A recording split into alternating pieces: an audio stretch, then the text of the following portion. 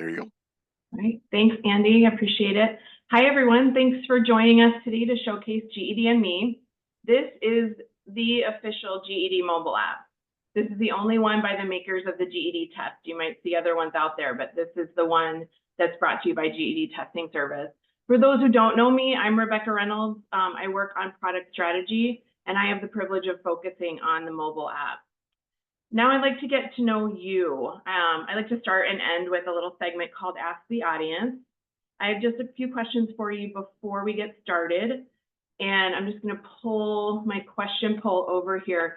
There's a couple of ways. Let me get this started. So there's a couple of ways for you to join this. You can use your mobile devices and scan this QR code. You can go to slido.com and enter this code right here, or you can click the link that's in the chat, and that'll take you directly to this on your computer. Great. Looks like a few of you are in here already. I'll just give you all a couple minutes, or how about a couple seconds? A couple minutes will feel like a long time.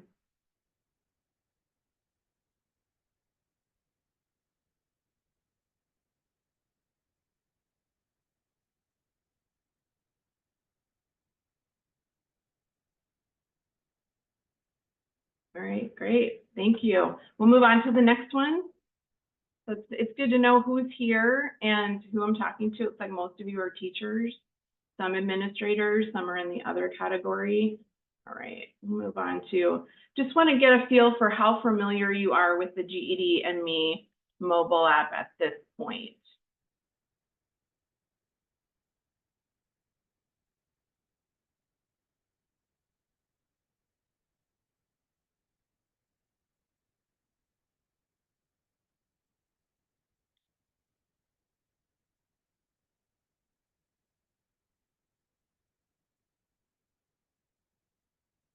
All right, great. This is super helpful. Thank you.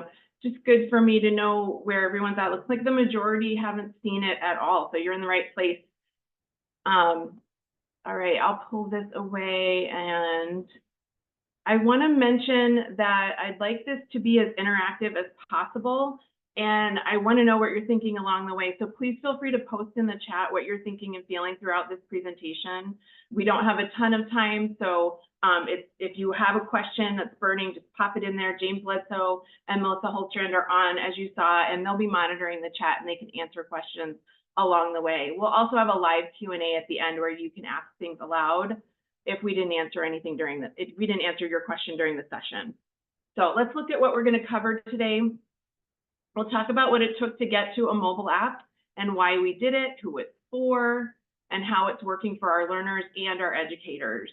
Then we'll take a look at some screens and you can see how the app currently works. And then we'll get into the future where we plan to take the app going forward. And finally, we'll end with a Q&A, as I mentioned. I have a couple more questions for you at the end, and then we'll have time for those live questions. All right, let's get going. Since creating our student portal, there's been a lot of questions for a while around whether or not we would create a mobile app at GED Testing Service. Mobile apps are all the rage. Most people in the world have smartphones now and use mobile apps to enhance their life in various ways. We didn't want to create an app just to create an app or because it's the thing to do. We wanted to be very intentional about it and make sure that it made sense for our learners and that it was the right time and that we understood exactly what was most valuable for them. So at this point, we know that more than 60% of our learners are engaging with us via mobile devices. So once we hit that tipping point of more than 50%, we knew it was time to start looking into this.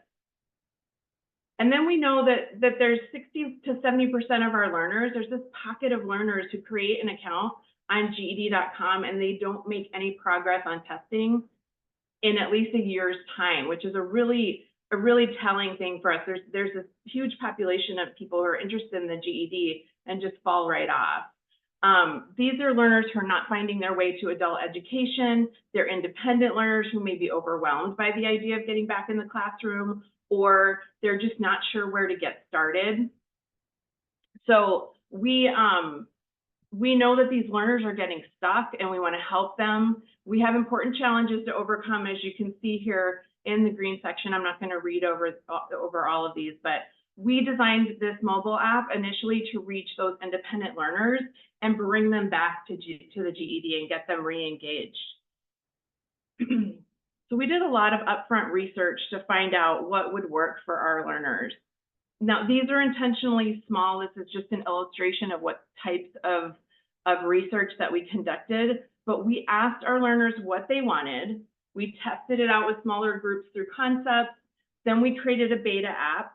We watched them use it. We watched them use it at a larger scale. We made some adjustments, and then we launched the app in the Apple App Store.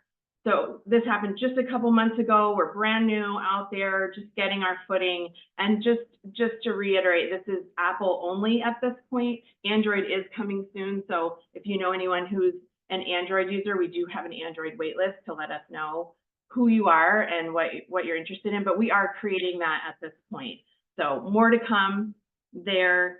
So here's some interesting results from some surveys that we conducted with teachers and GED grads and beta users. So starting with teachers, when we ask teachers what they think about what our learners need to be successful on GED tests, overwhelming results, the highest response we had here is that they need to believe in themselves. It's a confidence thing. We need to help them with their confidence. We asked GED grads the same question, and the majority of them said they need to know that there's job opportunities out there for them, and they need to know what to do next after the GED. So we really understood that this app needs to really help and support and help build confidence with our learners. So during our beta phase, we wanted to test this out specifically, and that can be a challenging thing to measure. But what we did is we surveyed our beta users and asked them how they felt prior to using the GED beta app.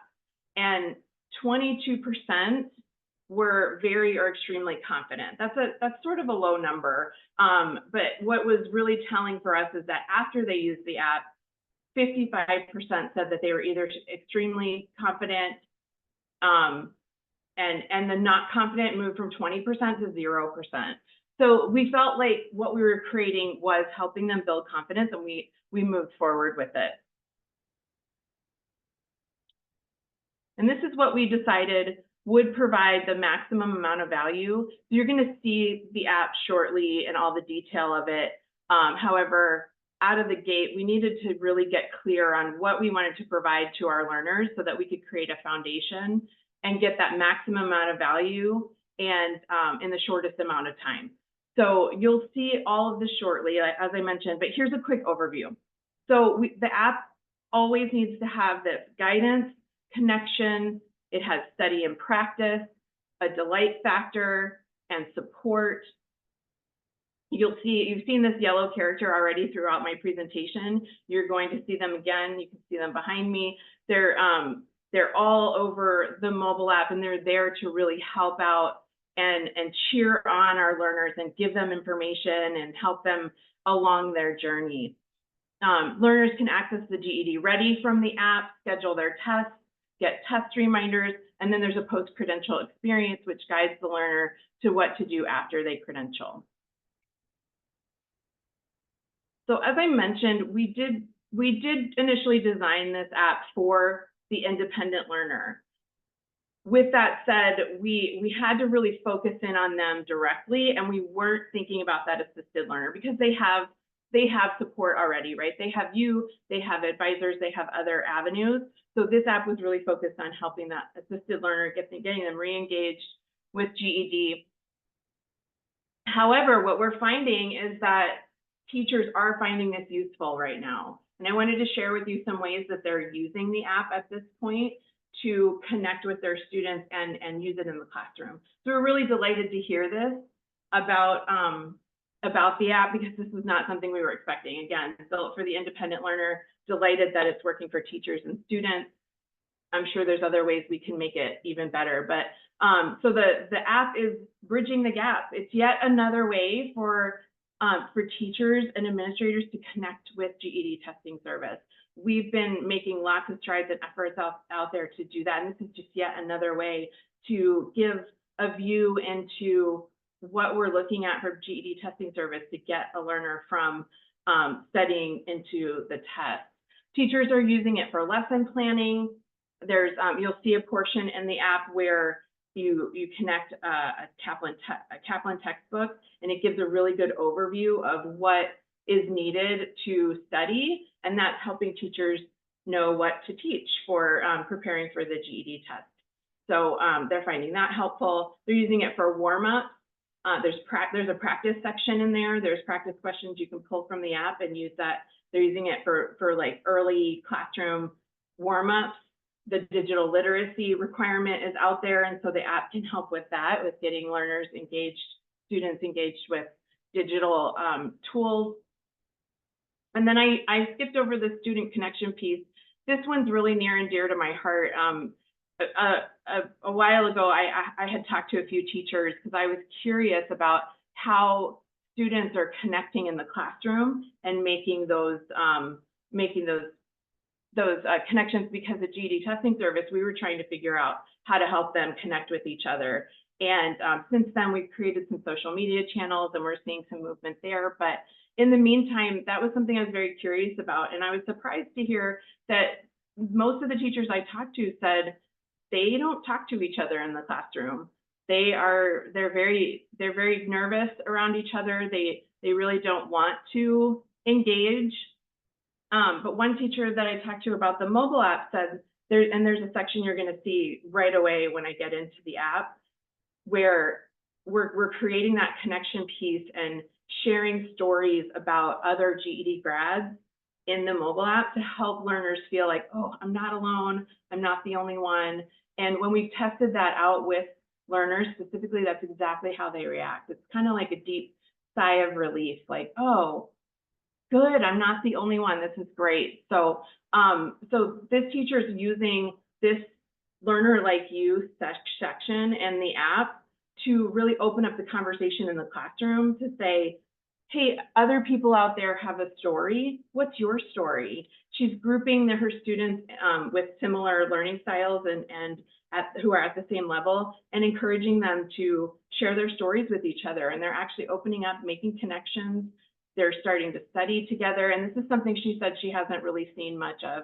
And this is really helping with that aspect. So I was really excited to hear that. Just very, again, very surprising, but very pleasing. All right, so from here, let's get into the app itself. I know you all are excited to just see it versus hearing me talking about it. And as I mentioned, so right out of the gate, let's talk about connection. As I was just mentioning, we have this connection section right when the learner gets in. That's the first thing we do, is we get them connected to other people in their area, in their vicinity. If it's not a lot of people in their state, we give them like an area where it shares with them that there's lots of other people in their area who started.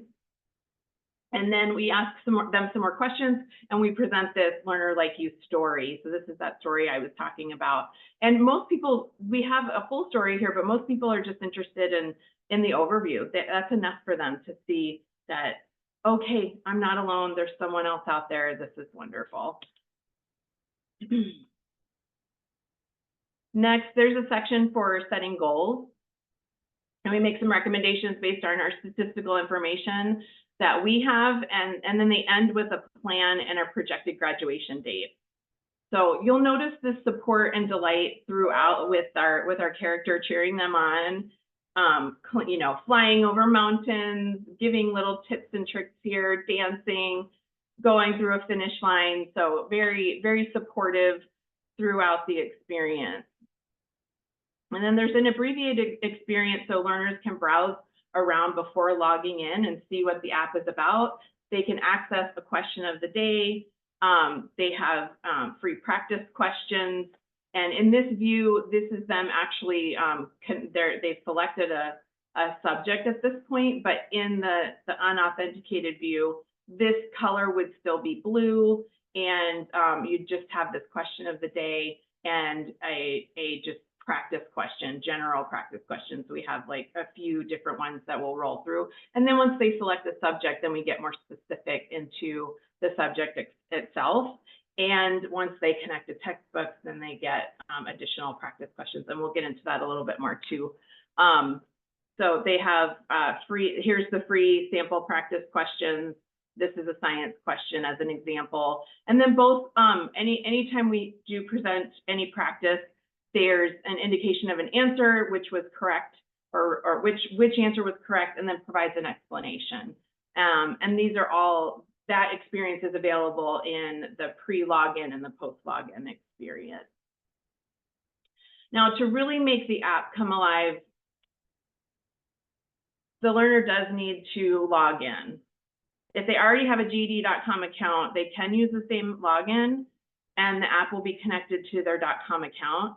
If they set up an account in the app first, it will create a GED.com account, and then they would just need to complete their profile over there later. At the right time, they'll be prompted to do that.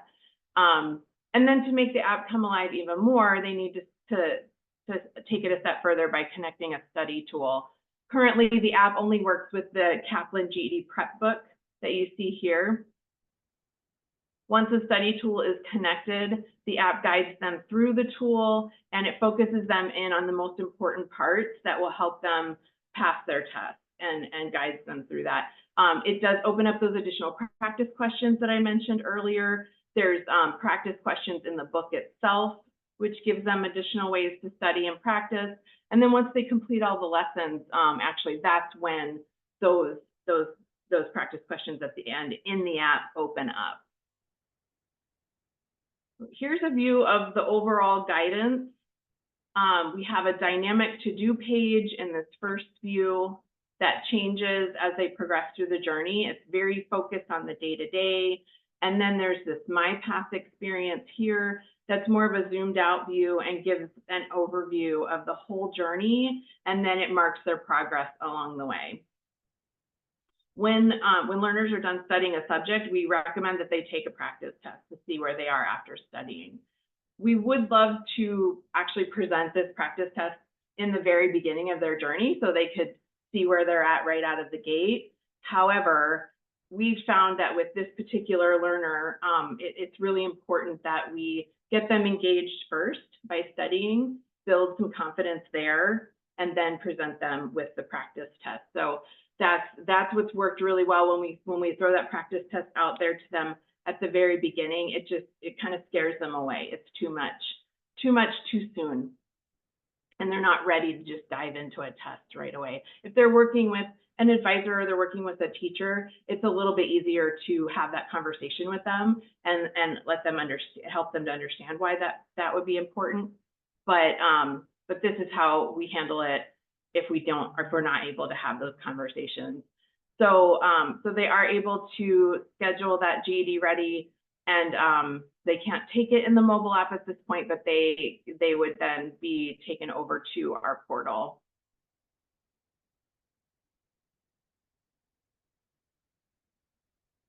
All right, learners can also schedule their tests in the app and set up test reminders.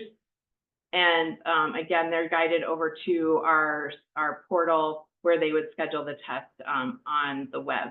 And they can still do that via their mobile device.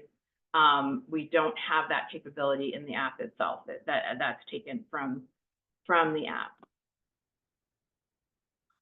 Again, the support and delight factor. There's a timer in the app that automatically tracks some activities and allows the learner to manually track activity outside of the app. Here's what it looks like when, let's see. Oh, you know what? I was one slide behind. This is test scheduling and test reminders. And then here is your tracking tool.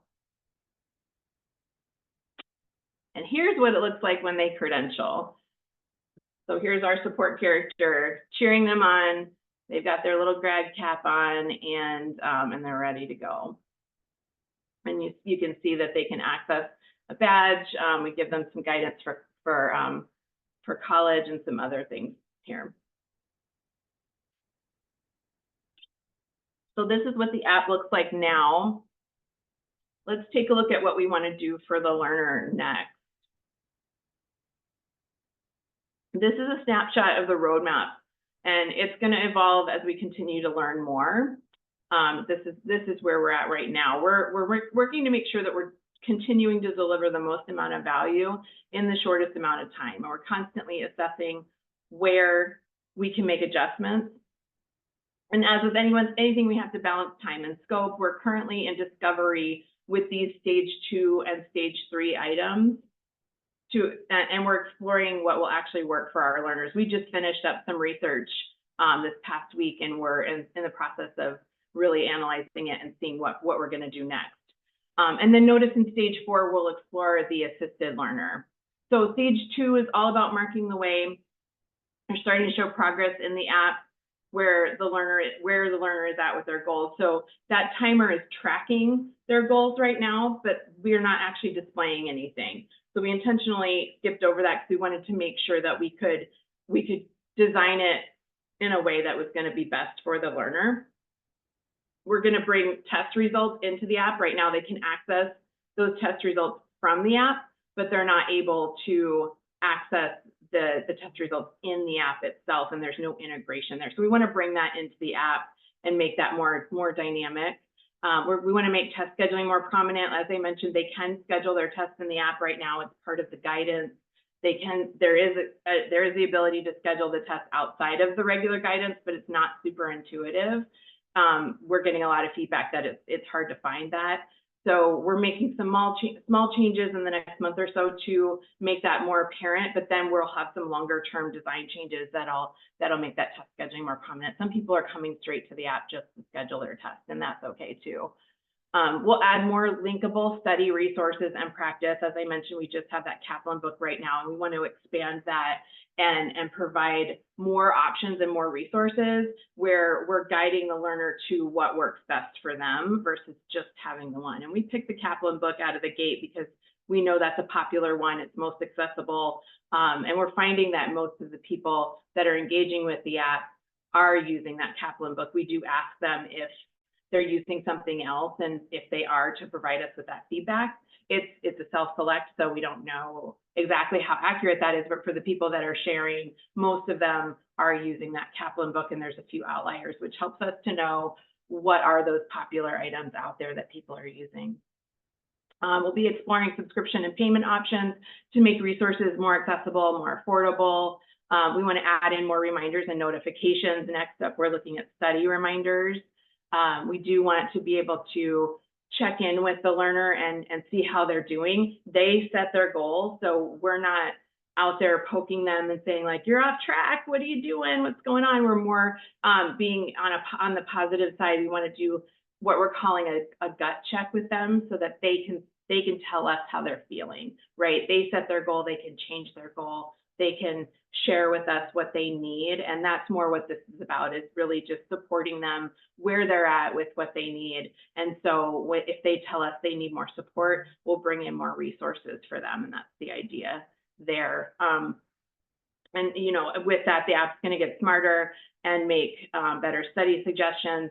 We'll have the ability to then have questions that display that show them what they got wrong, versus right now they're just answering questions, they're getting an explanation, but then they can't really go back to it and restudy again. So we want to add that in there as well. And then we're, of course, we're adding Spanish and Android. That's an important one out of the gate. As I mentioned, for Android users, we are collecting a wait list that's on our website, and people can sign up for that.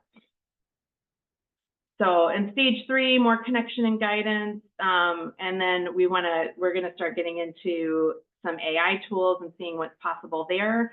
And then in stage 4, as I mentioned, that's where we get into looking at more deeply at the assisted learner. And this is where we could really use help from all of you to really tell us what's going to work for you and your students, so that we can create something that's better for you specifically. We're also exploring the option of getting the GED ready, to be able to take the GED ready in the app. This is a tricky one. We're aware that taking that GED ready on a computer is important because it gives them an opportunity to practice how they would take the actual test.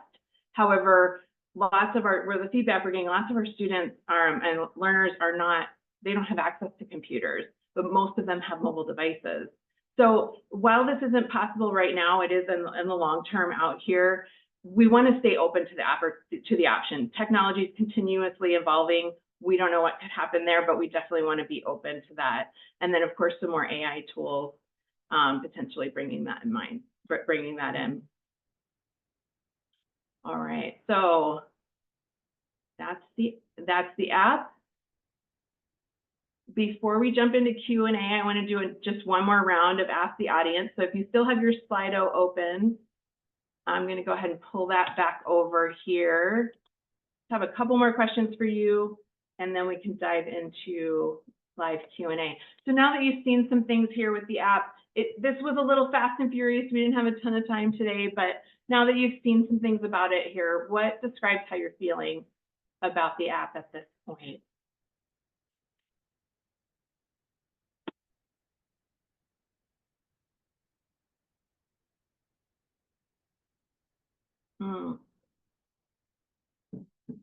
These are good. Confused and unsure. I'd love to talk to you and understand a little bit more about that. Excited, interested, curious. Great. Couple more seconds, then we'll move to the next one.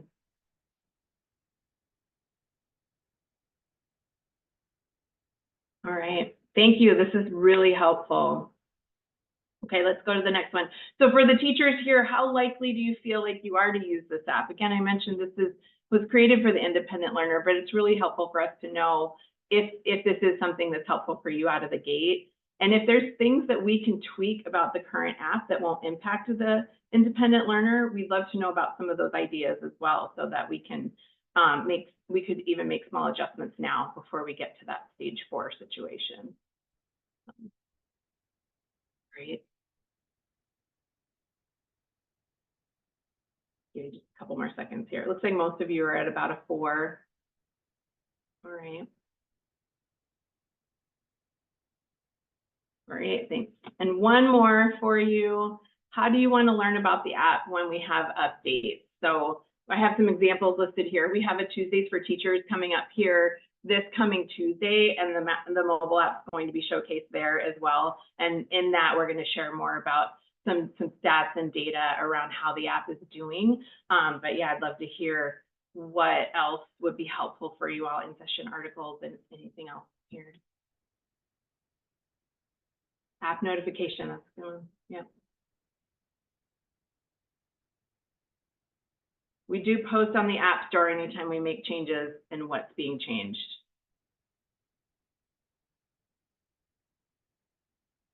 Email, yeah.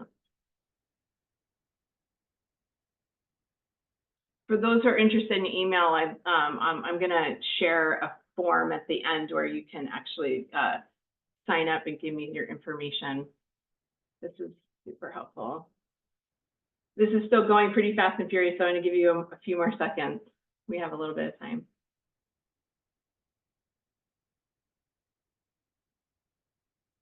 Okay, looks like it's slowing down. Thank you. This is great. This is super helpful. Okay, now I'm going to open it up for questions. Jane, is there anything in the chat that maybe we want to elaborate on before we open it up further?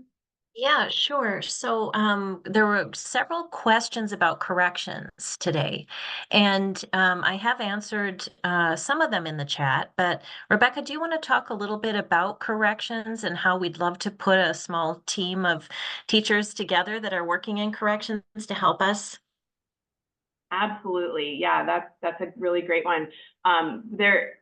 Corrections is a very specific area, and the more people we talk to in the corrections facilities and teachers in that area, we're finding that they're unique all over the place. So what we're hoping to do here, and if you work in corrections, again, we'll have I'm going to click forward here. We'll have a link to a form in the chat there where you can sign up and give me your information. Let me know that you're in corrections, so that we can set up some focus groups with you specifically, because we really want to understand your specific needs if we're going to design something for you. And we think there's opportunities there. There's just a few requirements we're hearing and some limitations. Some people in corrections have access to mobile devices, some do not. Are there ways we could integrate it? So that's where we're at. Did I miss anything there, Jane, that you would add?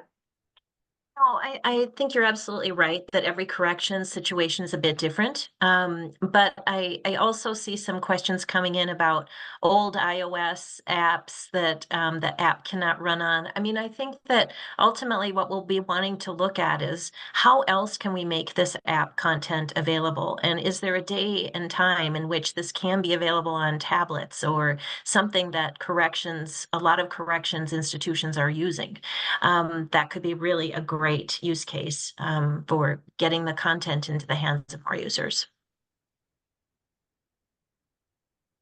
So there are some old iPhones out there that the app doesn't appear to work on, although we tested it on a whole bunch of models. Remember, Rebecca? We How did, far but back did we go? Pretty there far is, back. yeah, no, there is a cutoff as far as like where we can support it. So Mhm. we did some analysis on where the majority of our learners were at, and then we did a cutoff based on that. So there may Some be people. some older devices, and if we learn that we need to open that up specifically for some areas that need it, then we can work on that, right? That's why we want to get more information. We have some iPhone 6s out there, some S6s, some iPhone 7s. So I don't know if you know the cutoff, but we can certainly get back in touch and share that information. Yeah, we'll have access to all the questions that were in the chat, so we can publish a Q&A after this Oh, that's a great idea. and answer even more questions. Yeah. Lots of questions about Android. We're anxious, just as anxious as you all are to get on Android. We want it tomorrow. It takes a little longer than that to build. So I think we're looking at early next year for Android. We'd love for it to be sooner. And if it is, we're going to let you know immediately. But yes, I'm an Android user. I want it on Android too. There was a question here about can they just get on and play with it? Absolutely. You should download it, create a login. But what we would like to ask you to do in is make sure that you're using like candidate or something as your last name so that we don't see you as a student because we're tracking very closely the actual learners who are using it. And we don't want you to skew our results because you're going to be way more potentially just have a different experience than the student would. How One soon more for this? comment, Jane, back on Android. I just want to reiterate. So we'll post a link in the chat for our product page that goes to our website, gives more information about the app itself. You can link over to the App Store, but if you're an Android user, if you scroll all the way down to the bottom, I mentioned there's an Android waitlist. Put your information in there, let us know. We're trying to see how many Android users are out there demanding it. You know, we have some data that tells us, and we started with Apple because most of our learners are on Apple. That's the main reason. So we're working out all the kinks on Apple, then we'll get to Android. But I just wanted to reiterate that we'll have a link there that you can get to that wait list as well. There's a question here about proxy hours and using the app as an approved distance learning tool. It is not in our purview to get that approval for the app.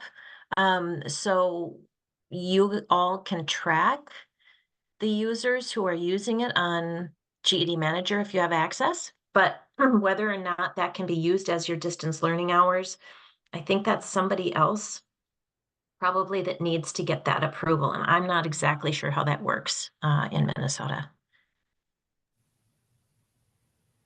Right. Brad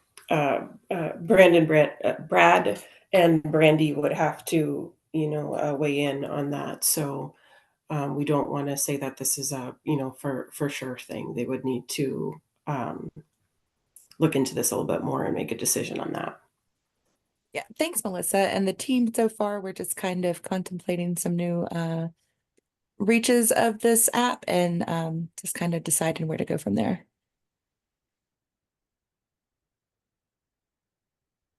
I'll also just throw in, this is Brad. Good to see you all. I'm just going to throw in that the way to get a new platform approved for proxy hours is that a local program needs to complete the application on the Literacy Minnesota website and then work with GED Testing Service on on some of the parameters or some of the questions that are needed. So let me look for that form or where that form can be found and put that in the chat, the link to that in the chat. Great. Thanks, Brad. Thank you. Anything else, Let's Jane, or should we open it up? there's lots of things coming in. Can it be used on iPads? Not right now. Yeah, and actually it can be, it just doesn't render very well. So the experience is not ideal on an iPad. So yeah, to Jane's point, not right now, but can you download it on an iPad? Sure. It just won't look as fancy. A question about Spanish and when that's going to be ready. Yeah, we're targeting early 2025 for Spanish. We're in the process right now of working through getting it translated. Someone's asking about posters they can print to hang up in the school. We have a nice little flyer. So I think that could be sent out to everyone. But it's on the website too, most likely. Yeah, you can, if you want to hang something, print something physical, we can provide a PDF of that flyer. I think that's a really great tool. And then, yeah, there is the web page as well. I don't know if you can print the web page though. Is there a way to put that flyer in this chat?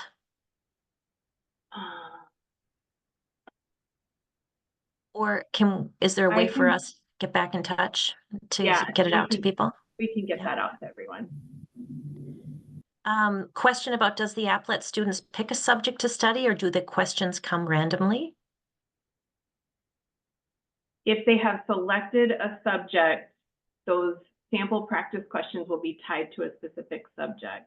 We do guide them through which subjects we recommend that they start with and the order that they go in, and that's based off of statistical information that we have that shows that learners who start with easier subjects, and that's again broader based, what's easiest for most people. We might say science is the easiest. You as an individual might decide that math is your easiest subject and you want to start with that. So learners can opt to start with whatever subject they want to, but we do guide them to science, social studies, RLA, and then math. And that's our recommendation. And we also recommend that they work on one subject at a time. So again, those are things that we've found that work best and render the most success for independent learners. Question about how can we get updates on how the app is changing? My answer to that is download it because you're going to see constant changes. And while we might be able to communicate that periodically in an in-session newsletter or through Tuesday for Teachers, the best way to see it is to use it. And frankly, if you're all using it, your students will too. There was a question about the Kaplan book. Let's see. And we did gather some of those other ideas that you have on getting updates. So we'll look through that list and then come up with other ways to communicate with you all. But Jane's right, you're going to see anytime we make an update to the app, you'll see what those updates are in the App Store. They get listed out and we communicate those immediately. A question about interface with computer. I'm not exactly sure what that means, other than I think Rebecca covered the fact that when you create an account or log in and create a profile on the app, you're also creating it on GED.com. So it's the same login information. We're not trying to duplicate accounts here. We want people to be able to go seamlessly between the two, GED.com and the app. Does that answer that question, whoever that was, if you are brave enough to come off mute and let us know?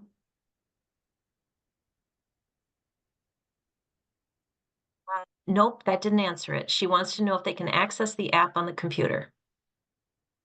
No, this is a mobile app, so you can only access it through a mobile device. Or some questions really quickly. Can I use this app apart from the Kaplan book? And I think the answer to that is absolutely.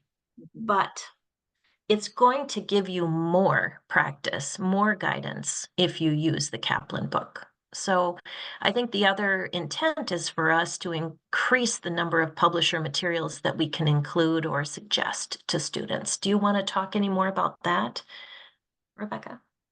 Yeah, and the idea there is to really help the learner, this independent learner, engage with those tools that are going to work best for them.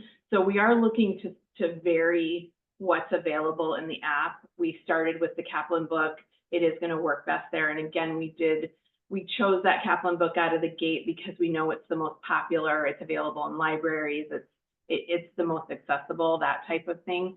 But as we expand and add more options, we're not just going to throw them in there and be like, here's all your options, because what we've found is that learners, again, this app is all about guidance and really helping them to get on a track. So we want to understand more about them and what they need. And so that will help us guide them to a tool that would work best for them. So as we start to grow that portfolio of publisher tools and prep tools that are in there, we'll be guiding them to what's going to work best for them. And if they're working on one tool and they're getting stuck and maybe they need something different for math, we'll help them get to another study tool that would help them more for math or whatever the situation might be. There is a question on are all the Kaplan books aligned? Do you want to talk a little bit about that one? All the Kaplan books, meaning all the Versions. Kaplan GED prep books. Mhm. Yes, Yeah. I think. And let me go ahead, Jane. I was just going to say, yeah, they're asking about all the years. Here's the way Oh. Kaplan works, honestly, is when they update an edition, their page numbers don't change very much. So even though we've aligned with the most recent versions and we have the 24-25 version, I think just aligned now, Rebecca, or coming soon, the page numbers that we recommend students look at, the modules that we suggest they read, the chapters we suggest that they read are not changing from edition to edition. Not much. So I think that they're going to be in the vicinity of the right pages no matter what edition they have. Yeah, and they can connect any Kaplan book and the app will guide them. It may not guide them to specific page numbers like it would if they were on 2022, 2023, and 2025, 24, or 25 will guide them to specific page numbers. Any other Kaplan version they can use, but again, they just might not have the specific page numbers. We didn't want to, in the event that pages did change at all, we didn't want to mess that up, but they can still use it. One last question, because I bet we're getting to time here, but there was a question about what level is the app at? What level of preparedness would you say the practice questions are geared toward? Most practice materials seem to be for the learners who are fairly close to being able to pass the test. Is that true of the app? Do you want to take that one, Jane? Yes, I can. So yeah, I would say that this is geared at someone with, 9 to 12 years of high, 9 to 12, that high school range, right? So we do not have a practice test in the beginning of the app that tells them what level they're at, but we give them lots of practice questions to allow them to see how much help that they might need. When we ask them questions along the way. How are you feeling about this? Are you making the progress that you want to make? If we find that people are getting discouraged, we're sending them to adult educators if possible. We want them to find you. In addition, we offer up other study tools, other suggestions, other practice questions of the day to keep them engaged. But ultimately, if they're below that 9th grade level, they're going to need some additional support beyond this app. Yeah, and it'll be really interesting to be able to gauge that and then help them feel more comfortable getting over to a teacher when they need a teacher, truly. Mhm. So I think we are at time. I do want to reiterate, so I do have this up here. If you wouldn't mind, we'll have a link in the chat as well for a session survey just to let us know how this was. How can we make it better? We're constantly looking to improve how we're getting information out there about the app. So that would be really helpful. As I mentioned, there should be a link in the chat as well for our webpage that will take you to information about it. We'll have a video on there eventually. Right now, we don't have a video yet, but there's some really great information on the app itself. You can access the App Store from that webpage. And then, like I said, you can sign up for Android. And then there should be another link in the chat as well, not to overwhelm you with all of them, to fill out that form and let us know if you are interested in helping out with ways to improve the app and make it really great for teachers and their students, and especially those corrections folks. All right, thanks everyone. Enjoy the rest of the conference. Thank you. Thank Thank you very you. much, Rebecca and Melissa and Jane. We're very happy to have you on. Our Remember pleasure. that our next session will start at 10 o'clock with section 7. And so thank you very much. Everybody have a great rest of your day. Thank you. Bye now.